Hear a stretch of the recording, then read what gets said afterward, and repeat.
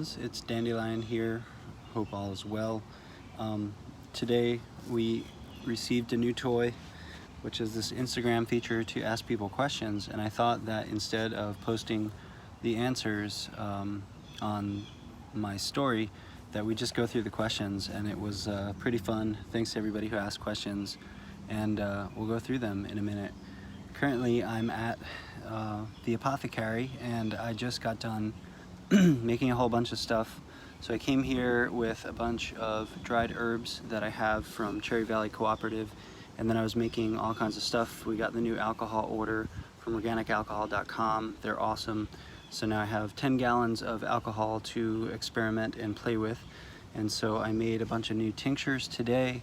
Really excited about those. Can't even remember, made so many. I strained off a horsetail tincture. I strained off a, what is it called? Corn silk. We saved all the organic corn that we grew and made a corn silk tincture. So if anybody's interested in any of those, please let me know. So yeah, I'm gonna go to those questions and read them one by one.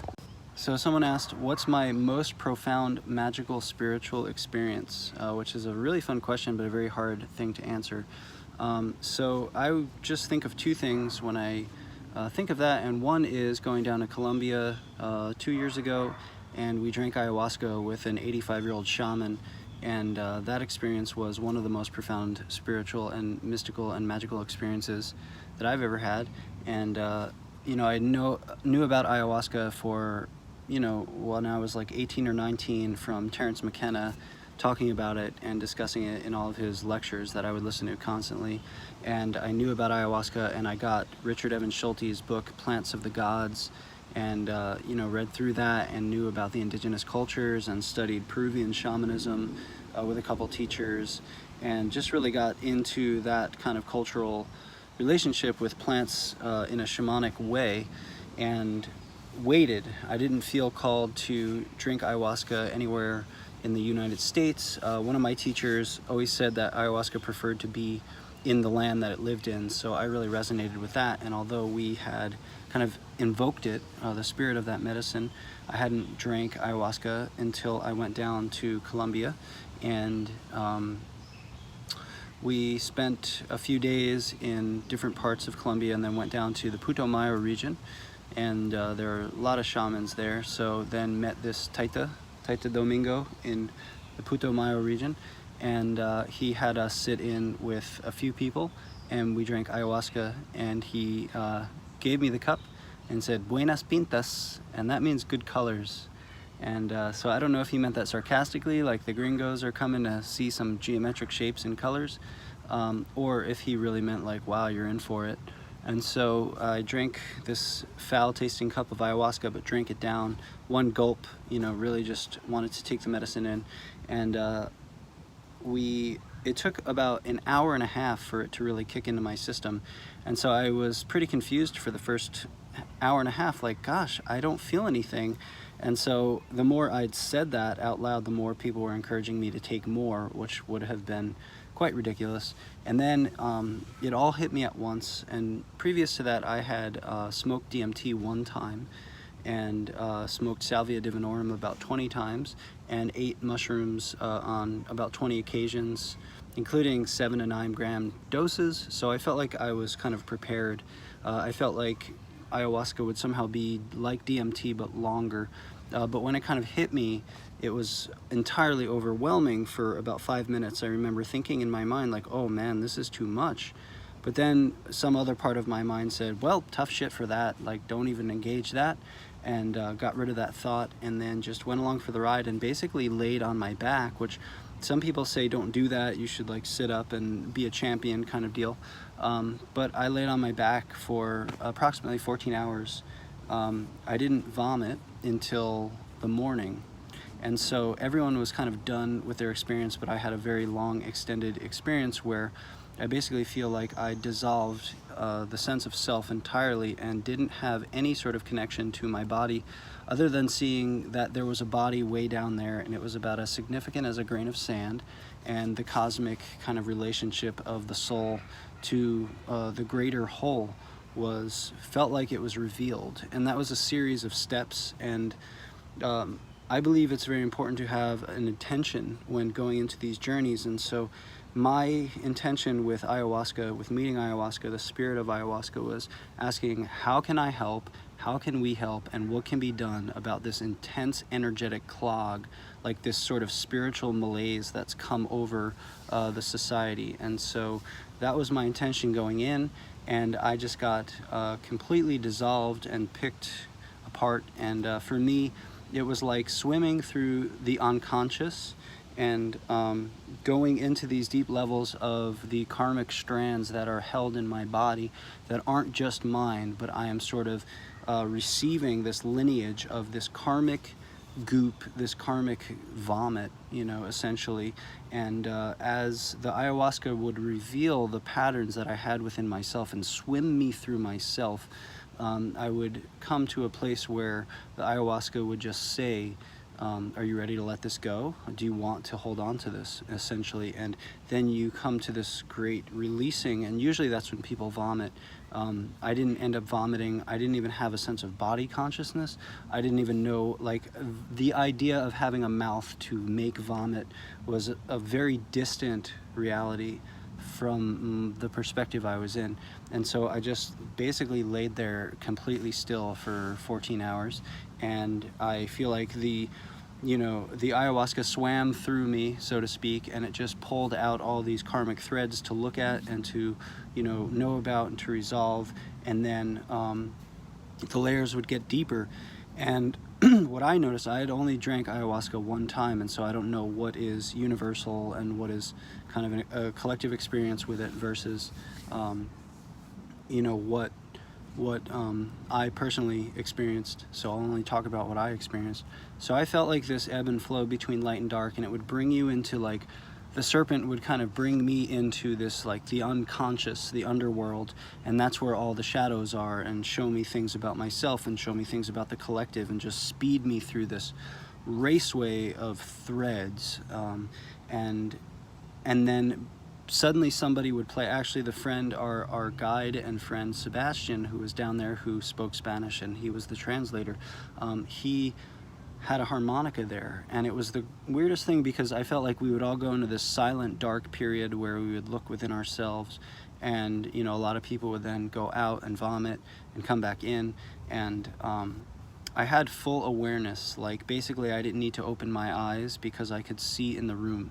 I feel like the telepathy experience was very enhanced, and I had an awareness of the space around me, even though I didn't have necessarily body function at all.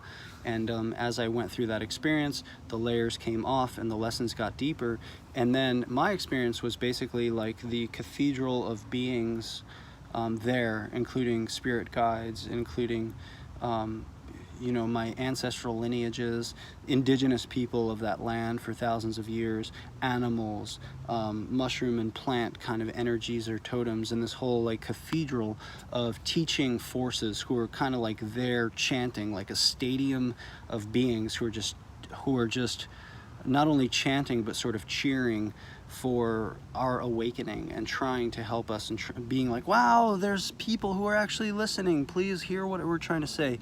And then just like 1,000 downloads at once, and sort of getting the insight of, like, okay, what can we do, what can we do, what can we do, how can we reestablish a shamanic path that's naked for our culture, for our modern culture, for Western culture? Are we all supposed to go down to the jungle? What is the place of psychedelics? What is shamanism? What is authentic shamanism versus wearing some stupid title?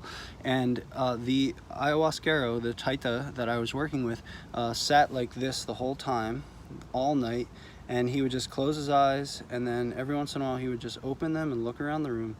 And it was so profound because I knew he was flying. He drinks ayahuasca very, very much.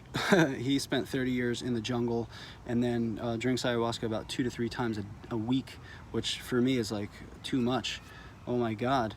I couldn't imagine, like, functioning, being in the reality that we live in, going to work and stuff, just having that continued experience. So as the layers came off, and what I was shown was basically how we can start building a cultural platform for authentic work into the unconscious, where instead of having a psychological map, we have an energetic map.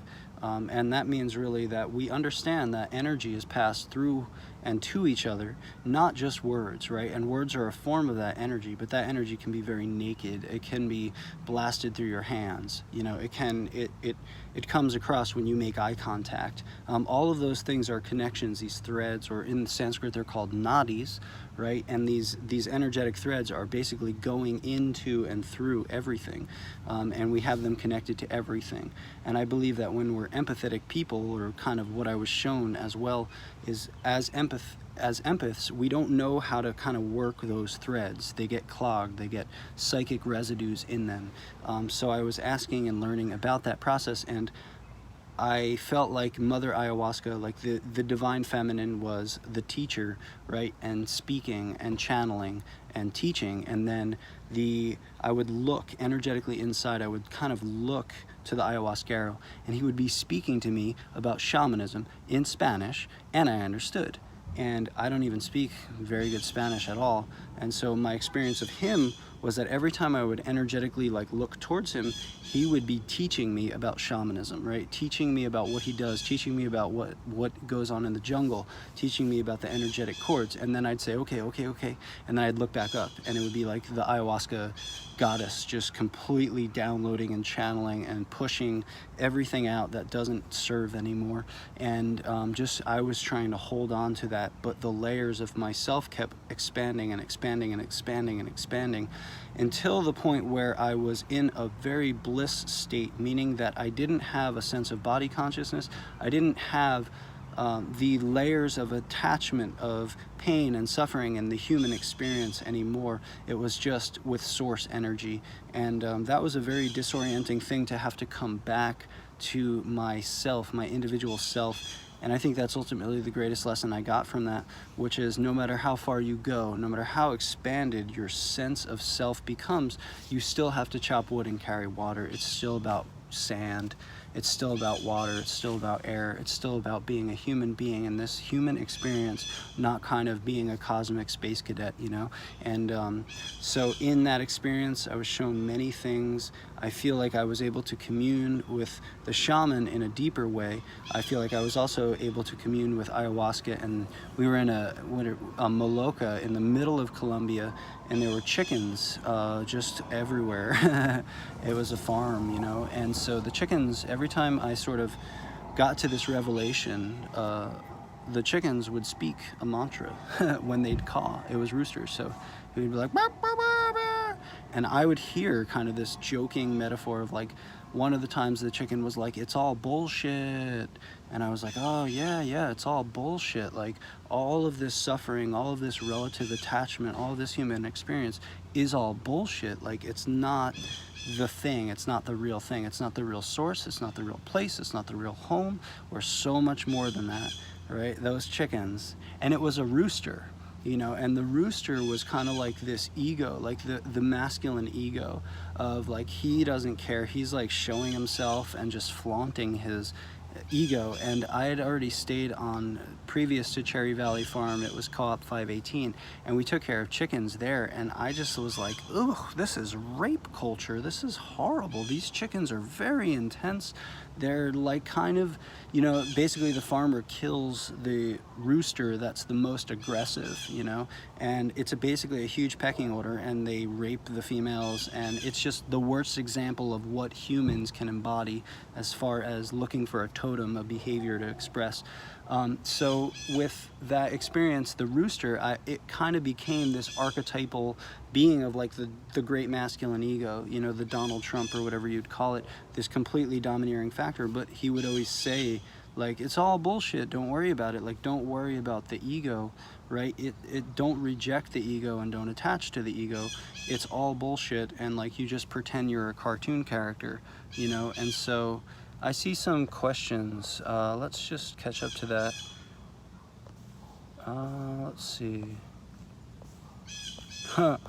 I think, so Feral Forest, oh wait, who was it? I think Smoothie Love asked if I spoke to the shaman.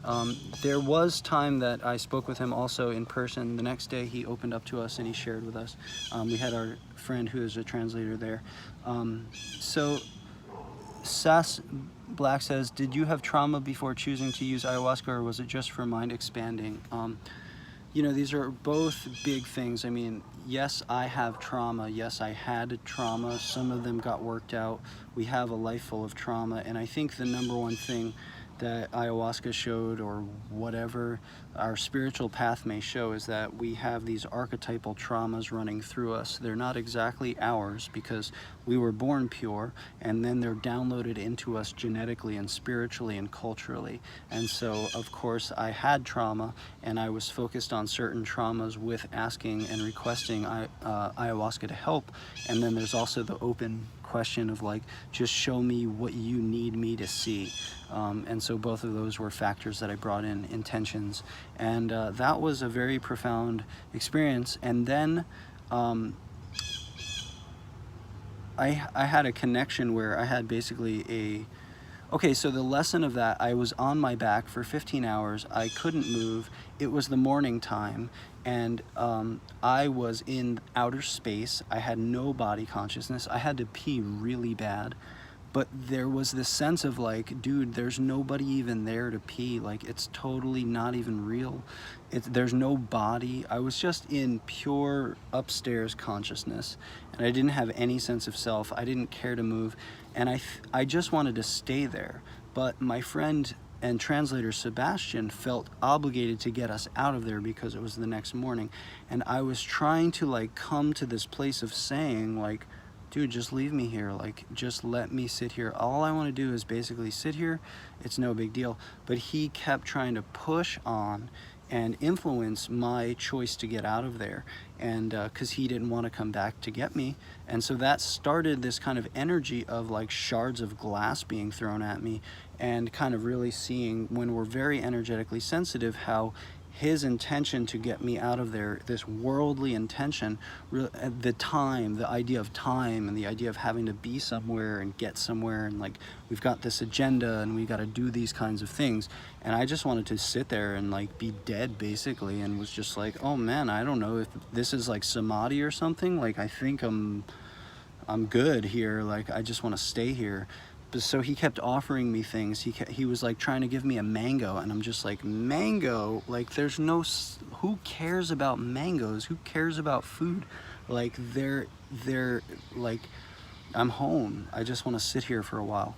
But so that ended up being this tense experience energetically for me to get and force myself back into body consciousness. And it was very hard. And I asked my friend Katya at the time to hold onto my feet and like try to get me into my body, but when she also would sit still, you know, the ayahuasca would come back in her, and we just go back. And then it was like, and trying to really get into my body was a very difficult experience. It was really hard.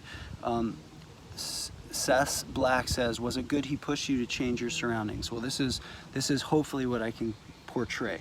So I was in total cosmic consciousness. I probably could have sat there for at least a day or two in meditation, and like just was there, you know.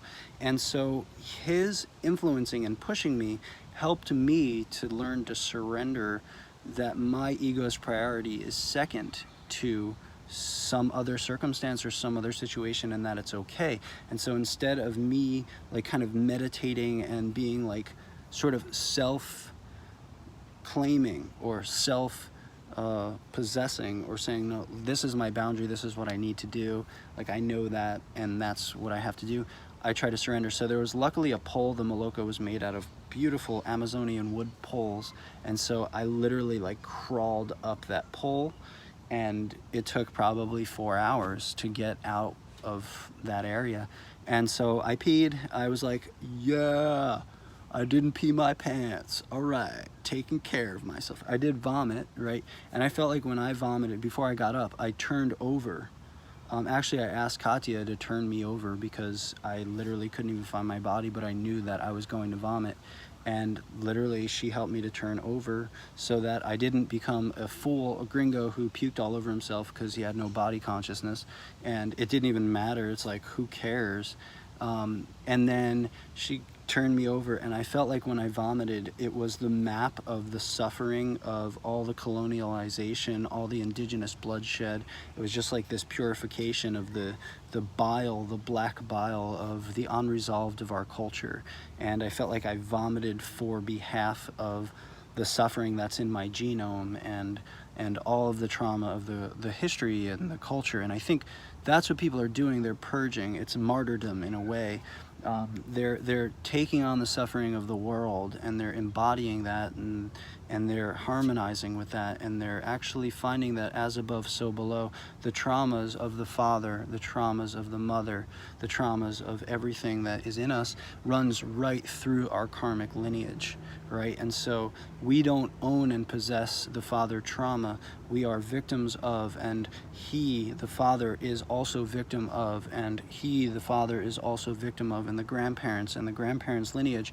And there's been these significant cultural hits, like for example World War II, and so this damages the masculine archetype in our whole society, and we don't have a shamanic path. We don't have a way. Carl Jung was like laughed out of the planet, and he was trying to revive this kind of archetypal psychology, shamanic perspective that, you know, everything is like represented by an animal or an insect or an archetype, right? So we're multiple selves. We have the wounded masculine, the divine masculine. We have the wounded feminine and the divine feminine within ourselves. We have the cultural history within our genome. And this is like a path. There's a path to cleanse that and to clean that. And that's sometimes called limpia, and they do that with leaves, and they do that with agua florida, the Florida water, and people do that with smudge, right? That's beyond just making good vibes, you know, it's also cleansing these channels. And vomiting with ayahuasca is also cleansing those channels, and herbalism is cleansing those channels too. It's not just, you know, killing bacteria or something. So let me just get, so I got up and I finally probably looked dazed and confused, and I looked and the shaman was outside. And so 2 days later, what happened was I was at an ashram and I was meditating, and there were guinea hens, and I watched them and I saw what they ate, and I picked it and I held it, and they came close, but they never actually grabbed it. And then I realized that if I grab a whole bunch of them, then I'm making enough bounty to where the reward is worth the risk. And so once I had a whole bounty, I basically foraged for these guinea hens, and I sat there meditating, and they came and ate it. And that was a lesson to me. And so as I came out of the maloka, looked at the taita, there was a rooster, one of those roosters that kept talking to me all night. And he literally gave it like a piece of bread, of course, the reward, you can't resist bread, and then grabbed the rooster up. And the first thing he did was look at me, and he like made kissy on the rooster. He was like, moo, moo, moo, moo, moo. And it just was like the most ridiculous, funny thing, because like he knew I was in outer space, you know what I mean? He knew what was going down. And so that made me laugh. And then I came up to him and I realized, and I said, through all the training that I felt like I got, I said, I think I understand what a maestro is. You're the maestro. And what I meant was, you orchestrated that without moving. Like, you held the energetic space for all of us to go through these processes. You watched and you energetically sensed and knew where every single person was at. And as soon as anybody got off the deep end, you reeled them back energetically, and you watched and you held the circle, and you didn't even move, bro. And so I was like, you're the maestro. You're the maestro of the ceremony. And he looked at me and he was like, I'm not the maestro. Ayahuasca is the maestro. And I was like, of course, of course, of course. And that was a really profound lesson, and that was a good experience. And I also had a time where it came back to me, but that was such a long first question, so one day we'll talk more about that. Let me go find the next question on the question and answer thingy-majiggy that we put on the story. We got a new toy on Instagram. So let me see the next question. If I was a plant, what would I be? And of course, there's a cheat, and it's in my name, and my name is Dandelion, and that's like a silly name because back in the day I decided that I didn't want my real last name on Facebook, and I changed my name to Dandelion because I was just like, who cares about my last name? just came to me. It was no big deal. And then Facebook like knocked me off of Facebook and forced me to like change my name. And then I found a way around it and I got my name saved. And then I just figured, you know what? Okay, that was some ridiculous way of naming myself Dandelion. And a lot of people come up to me and they're like, oh, I get it. Your name is Dandelion. And of course, that is one of my favorite plants. So that's the plant I would be. And of course, wearing the lion shirt, the dandelion. Dent de leon means tooth of the lion. And my name is Daniel, and I really resonate with the story of Daniel in the lion's den in the Bible, in the book of Daniel, where he does these things. He's basically a seer, he's an oracle. And Nebuchadnezzar is the king at the time, and Nebuchadnezzar basically conquers all of the Fertile Crescent, the entire place where Jerusalem and Syria and all the shit is going down there always since that time.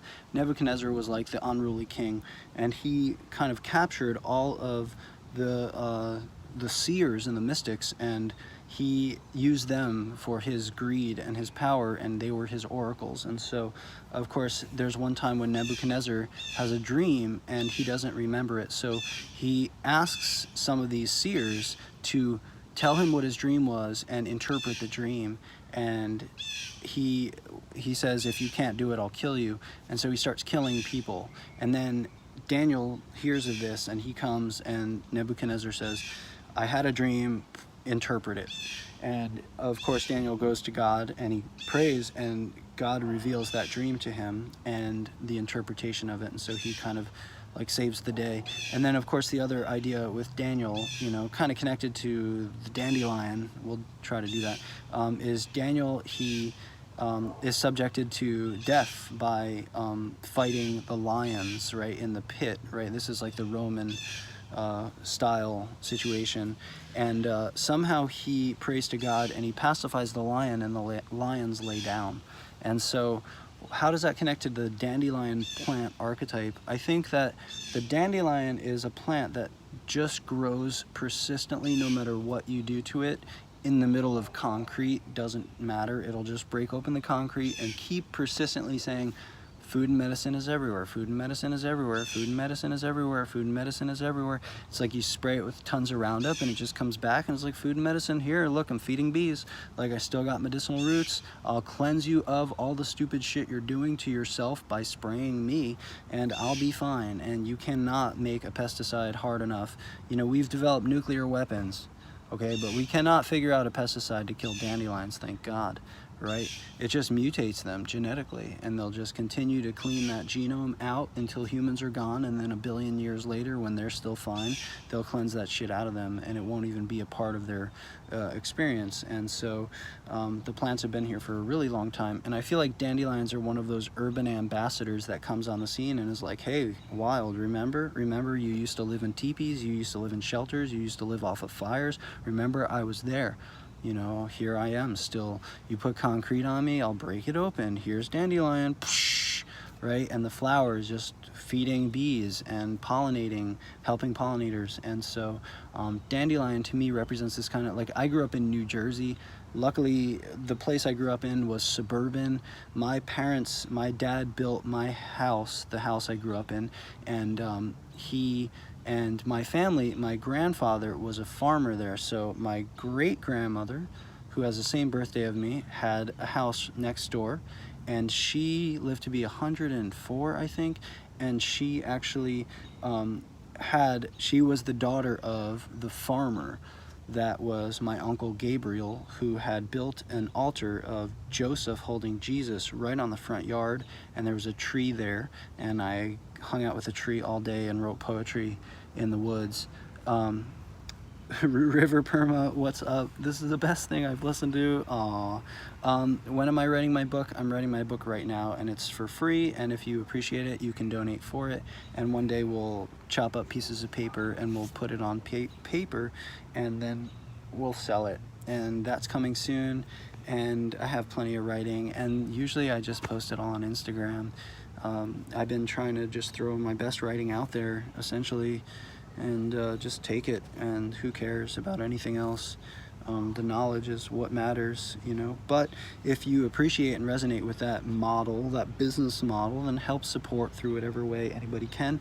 And I have a book in the can, so to speak, and that's coming, and it'll be all about my experiences finding different wild plants in New Jersey, growing up in New Jersey, and watching them all basically get destroyed in a very subtle, kind of ironic way, was really sad for me. It was very profound to grow up and like, so to connect what I was mentioning, aside from book writing, I grew up where the farm that was once my family's farm was already leased, but behind my house was cornfields, acres and acres of cornfields. So I grew up kind of on my family's ex-farm, and it had been subdivided, but my family owned the whole block there, and so I'd lost that sort of connection.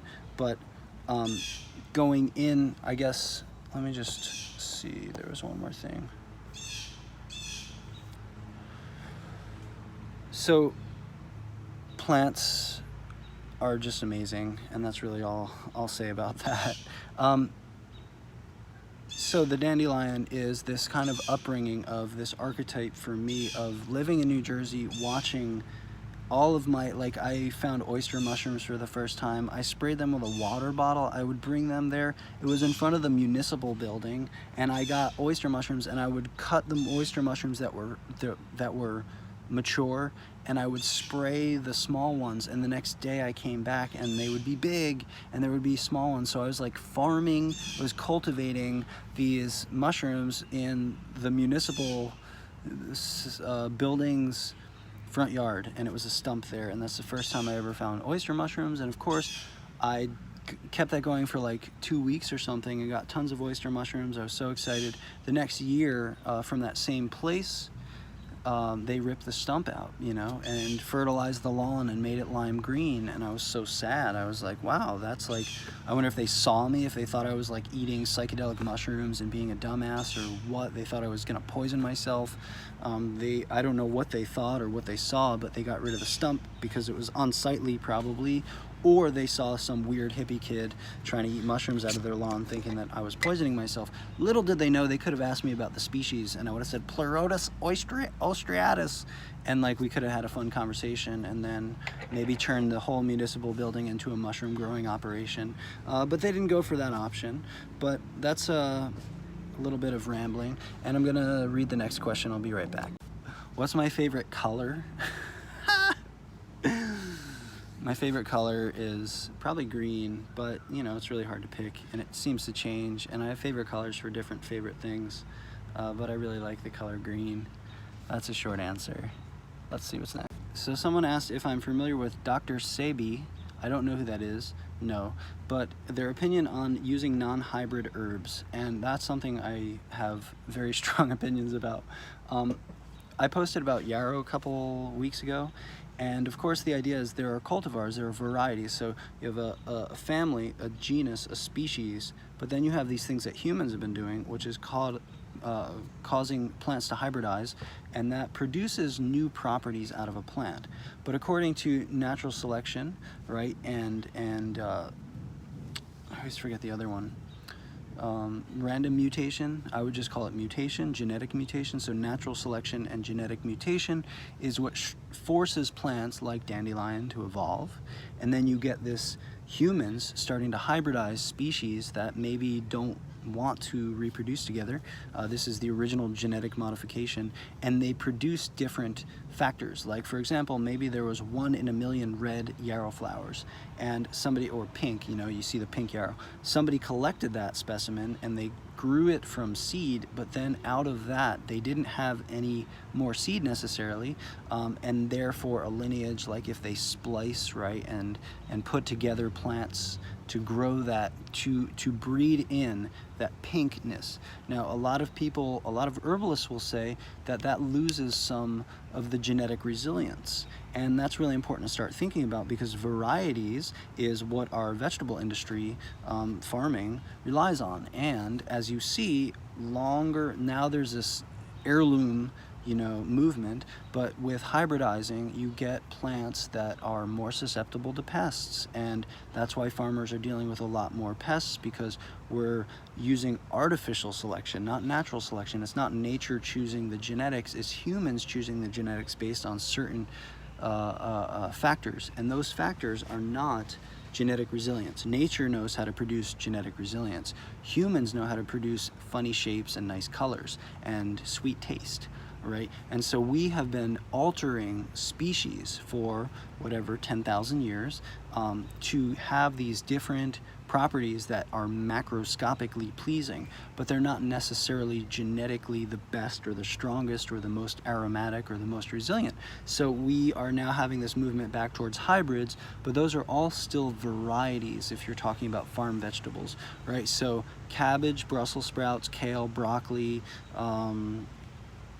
all of those plants are one species of plant. They're varieties, they are mutations of one species of plant, and somebody liked that and they saved seed or they hybridized in some way to select out those characteristics.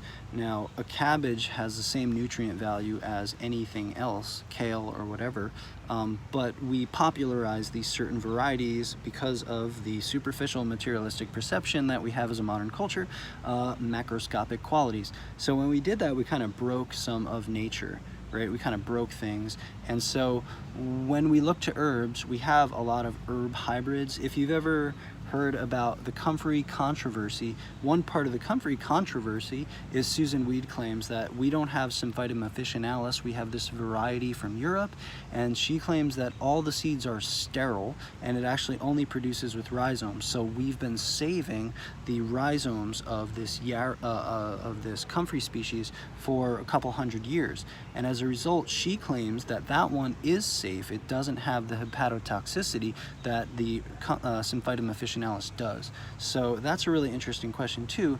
When you breed plants for growing them and for seed selection and all this stuff, sometimes you also breed out contamination, so to speak, as well. So some good, some bad, but generally what we want is, we don't want necessarily, if you're working with Salvia officinalis, garden sage, you don't necessarily want like all the pretty looking varieties if you're talking about medicinal qualities.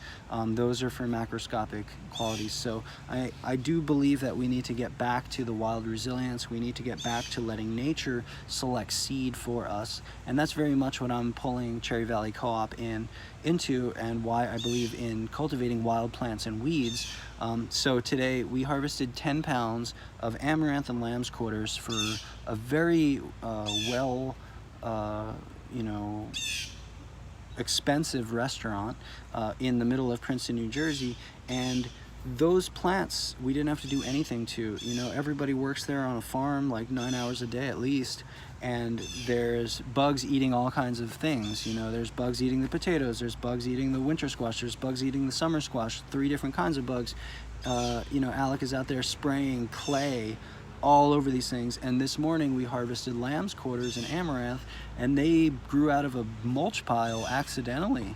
And so that's kind of the question. That is also an archetype of how they affect us, right? And so if they are resilient in the ecosystem, right, like dandelions, then they're going to be have the most nutrient density, the most minerals, the most vitamins, and the most genetic information for our body to evolve, because that's how we have been. And now we're downgrading our breeding process because of size, shape, color, superficial characteristics, and that's starting to breed out also some of the chemistry, some of the resilience, some of the essential oils, some of the minerals and vitamins, things like that. The ability to go deep in the roots. Here's one example. So if you have a plant that you water from the top, what happens is the leaves grow heavy and the roots don't necessarily grow deeper. A weed has deep tap roots partially because it's got to go under the earth for water. It's not receiving any water.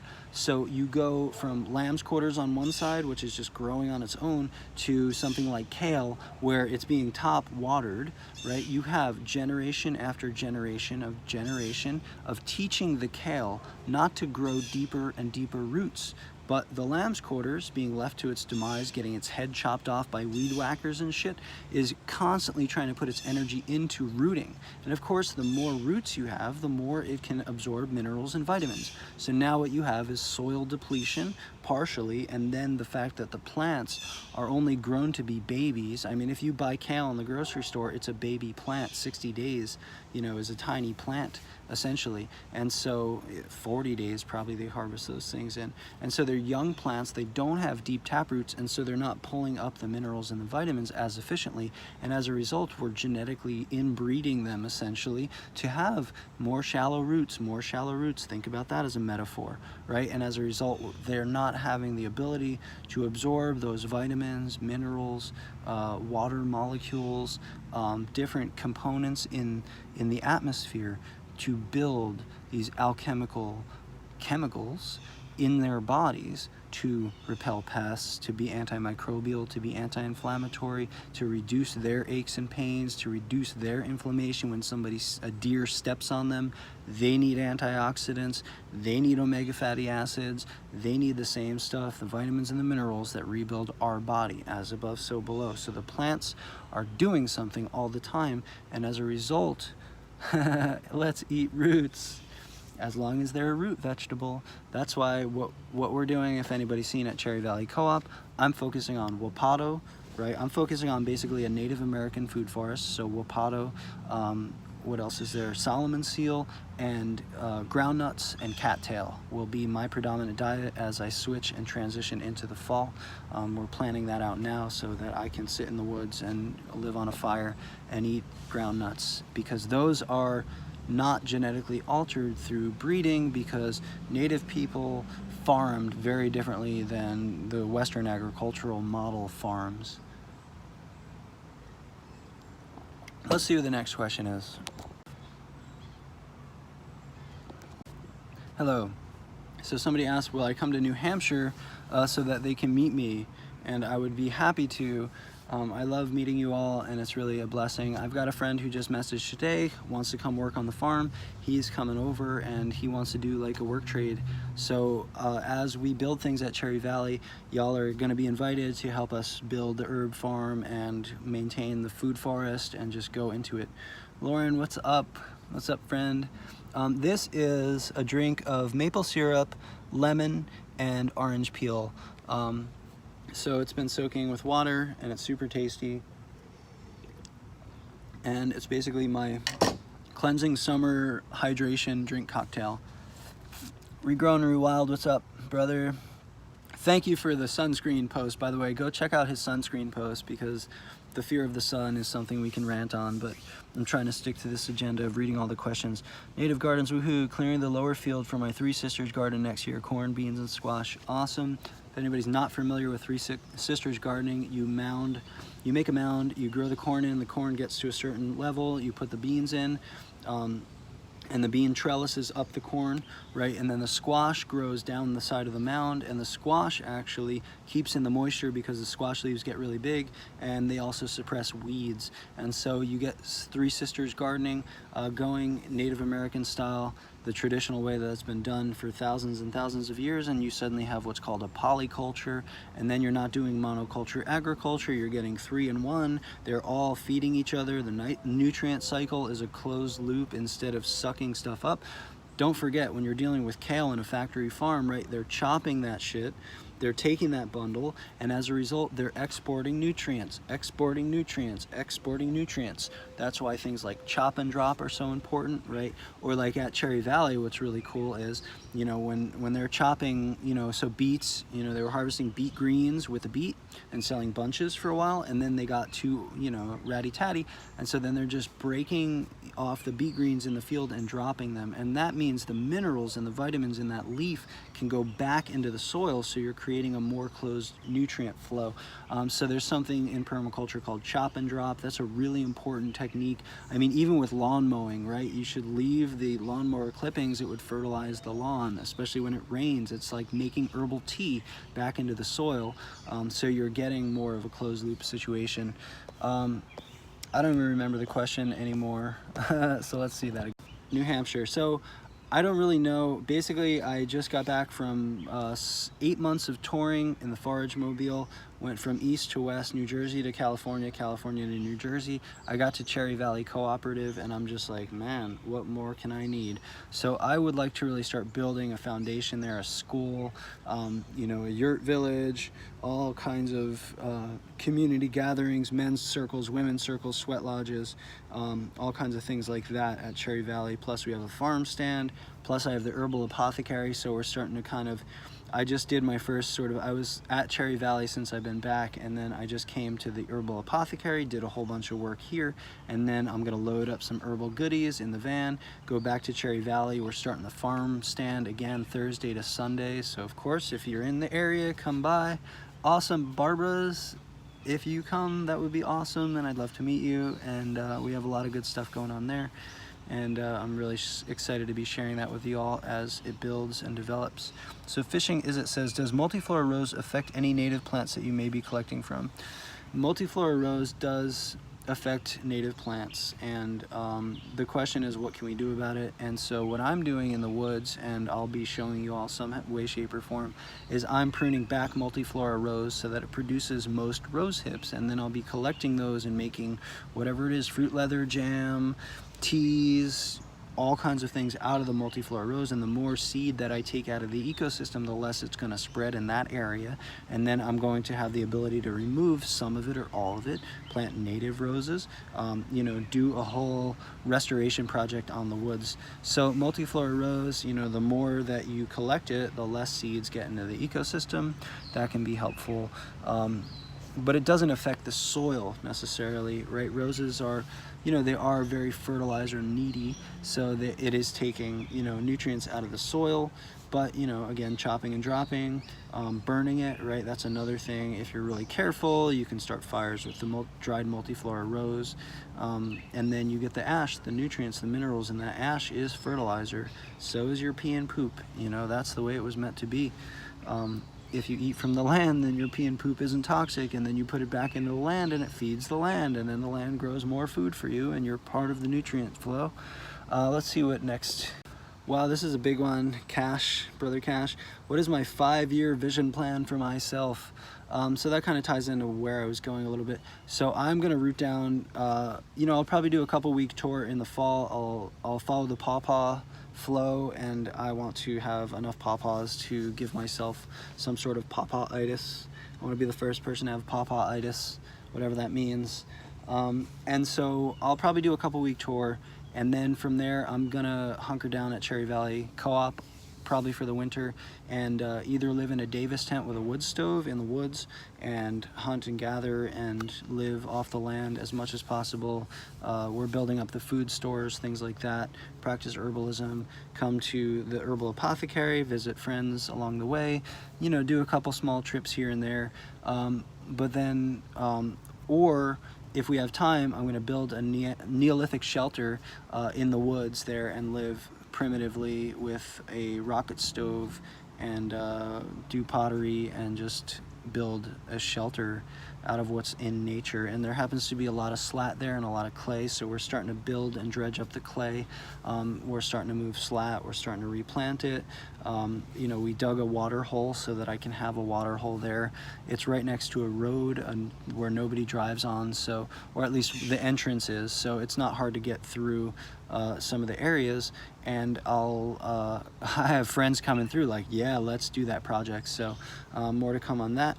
But then after the spring, I have no plan other than to just continue to teach workshops, to continue to do my best to grow my soul, to continue to try to make something out of all of this that is a teaching tool, and then just have mentorship and workshops and work traders come to build the herb farm that we're building at Cherry Valley Co-op, including the food forest that's being built there that I'm building with Emily, and then also the herb farm, and then the greenhouse we have available. So if we had enough, you know, incentive, we could heat the greenhouse all winter and do all kinds of stuff, turmeric, ginger, Solomon seal, whatever, ashwagandha, you know, that's a big one that we have a lot of right now. So, you know, I'm getting into herb farming and growing my own, and then we have many habitats, including a farm, we have meadows, and we have a woodland area. So I'm just looking at incubating plants and providing this habitat with something sustainable once again. And after that, I'll probably go somewhere for the spring, and then maybe for the summer, and maybe for the fall. And you know, that's really all I've got for now. The 5-year plan is to just continue to teach and to share and to hope that God provides, and to do my best to try to teach about plants and humans and dive into astrology and psychology and tie that all into a map for healing that is unique to our culture, that's naked, that's not yoga, that's not ayahuasca, that's not, you know, shamanism, that's not tantra, that's none of that, but it's something that's real and authentic for us. And I seek those rituals and those ceremonies, and that's what I'll be doing. And then continuing to bring people into the return to nature movement. I mean, that's what I really believe. Like, I don't think that the return to nature is a business. I think that return to nature is a paradigm shift. And anybody who wants to get involved, feel free to come help, you know, and we'll build eco-villages everywhere is the vision. And so that's what I plan to do, is just be part of those discussions and those, you know, rituals and those works in any way, shape, and form. And hopefully one day I'll have a little dandelion and I'll teach him everything I know about plants, and it'll be awesome. So let's see. Oh, you know, it's interesting. Emiket does dream counsel. I don't know if you meant her work specifically, but definitely doing a lot of dream work is a fun thing and a great thing. And by the way, so when I thank you for everybody who bought a Datura infused oil, that's really fun and exciting. And what I kind of had the vision for is the next one I'm making is mugwort anointing oil. And from there, what we'll do is we'll do a group meditation with mugwort, or like a group dreaming project. So everybody who buys the mugwort oil, we'll start a little group, a group message, and we'll meet basically coven style, and we'll decide a time to meditate together or an intention to set with our dreaming, and then we'll kind of share that. I'm not sure how public we'll share that yet, but I'd like to start doing more of that stuff with some of the herbal goods that we share with you all, kind of doing like mini workshops and mini rituals or big rituals with some of those things. So kind of tying it all in together, right? I go out, I pray to the mugwort, I harvest the mugwort, I make the oil in prayer on astrological correspondences, I share it with you all receive it, we do a collective meditation, we dream together, we try to see what that means, we interpret the dreams, we work through that, and we try to share that with the people. That's basically the loop, right, the full cycle, and that's what mugwort wants us to do. Let's see what else. Right, so what is my take with intermittent fasting? I think fasting is really important, but I think that it's really important that we don't necessarily just see that we need to starve ourselves. So I like mono dieting sometimes, like, you know, you eat oatmeal just for 3 to 5 days, or you eat bone broth for just 3 to 5 days, or just do a juice fast 3 to 5 days. That's really what feels good to me. Like, I'll do a couple 3 to 5 day fasts throughout the year. That feels better to me than doing something extreme once a year, or drinking gallons of salt water, or anything like that. And so I believe fasting is really important. We should listen to our bodies. If we feel malnourished, we shouldn't fast necessarily. We should fast when we feel strong, right? You can deplete your ojas, you can deplete your vital energy by fasting if you feel weak already. So that's something we should keep in mind. It's not the cure-all for everything, but it's helpful for some people sometimes, and some people are really deep and good at it. My friend, a plant man, Jesse in New Mexico, he does a lot of fasting. He even does dry fasting. So that's something that I've never done, dry fasting for any extended period of time, just like 4 or 5 hours if I ran out of water, you know, in the woods.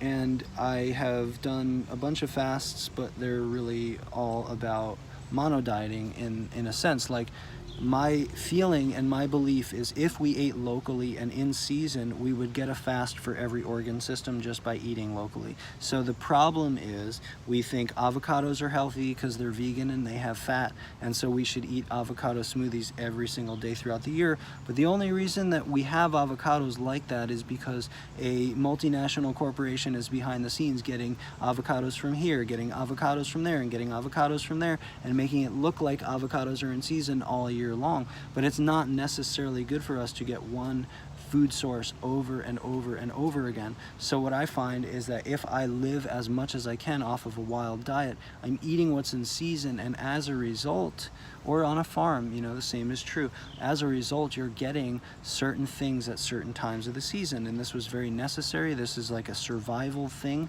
and I believe that part of the reason we're fasting so much, it's a backlash of not eating locally and seasonally. So what I mean is in the winter, you get the carbohydrates, right? That's when you eat carbs and you eat fat and you get fatter and you lay around because you're in a teepee and the only thing you're doing is collecting water and trying to stay alive and eating carbs and fats, right? And getting the weight on your body because that's what helps you to not have to go collect more wood, right? And so if you have stored 10 pounds, you can keep your body hotter, warmer for the times later in the winter when it's very harsh and you start losing your food stores because it's very hard to get it off of a wild diet. And that's what starts a spring fast. And the first thing that comes out are the greens, right? The liver cleanser. So all the carbs and the fats you ate, right? All the weight you gained, right? That starts to shed because now you have green vegetables and the leaves, right? And that's the time of the leaves. So spring's all the time of the wild greens, right? The leeks come out first. They cleanse the liver, they cleanse the blood, dandelion, right? Lamb's quarters, all these plants. And then in the summer, you start getting berries. And so you gorge on sugar, right? And that's not good for your pancreas to be a sugar addict on fruit all year long. So it's not necessarily helpful to be a fruitarian in New Jersey buying exotic fruits from all over the world through a grocery store versus, oh, it's summer in New Jersey and that means the blueberries are popping, and so I'll gorge on blueberries for like 20 days and I'll save some and I eat like probably 300 blueberries for 20 days and that's pretty much all I eat, that and water, right? And so as a result, then I'm getting a cleanse of whatever was taxed by the carbs, and the heavy calories of the winter is now being cleansed. But if I kept that diet up, it wouldn't be helpful either, right? And it would tax my pancreas. So what happens next? The nuts, right? Fall drops the nuts. So nuts and seeds start to give you those fats again, and you start to transition into the winter. That's why a squirrel is harvesting nuts and seeds and getting weight on itself so that it can hibernate over the winter, right? And be minimal. And that kind of season, I think, is what would give us cleansing of all the organ systems that we need. But we eat a mono diet. We have this one perspective thing, you know. That's why I was kind of talking about like the cashew industry or whatever. You know, it's possible to be a raw foodist and eat nothing but cashews, right? It's possible to be a vegan and eat nothing but processed food, and potato chips are vegan. You know, it's possible to be a carnivore and eat nothing but disgusting sausage sandwiches from Quick Check or something, and that's not necessarily none of that is necessarily the body being in harmony with the seasons. And so things change in nature, and so the body and the diet should change in nature too. And I think a lot of fasting is that we lash back from, you know, eating these kind of I should only eat this food or that food, and then as a result we lash back and we have to do something more extreme. But on a spiritual level, of course, the more you fast, the more you are cleansing yourself away from your physical self into your spiritual self, because the end result of fasting is called dying. And so you can fast yourself to leaving your body, and that's like, if you aren't familiar, go see what they do at Sundance. You know, that's some powerful shit. They do water fasting and dancing for 24 hours a day. You know, that's some really deep stuff, and you hear stories about the states of consciousness that they get into by doing that. And so fasting can be very profound. But learn and listen to your body and learn the foods that you need to fast. Some people can do it on juice. Some people can do it on simple rice, right? Some people can do it with no food. Some people can do it with no water. any is good, and just set your time and start in small steps and gradually raise up the time. Don't do a 25-day dry fast the first time you ever fast. That's being an extremist, and then you'll lash back and eat cake and cookies, and that's like the fight against the self.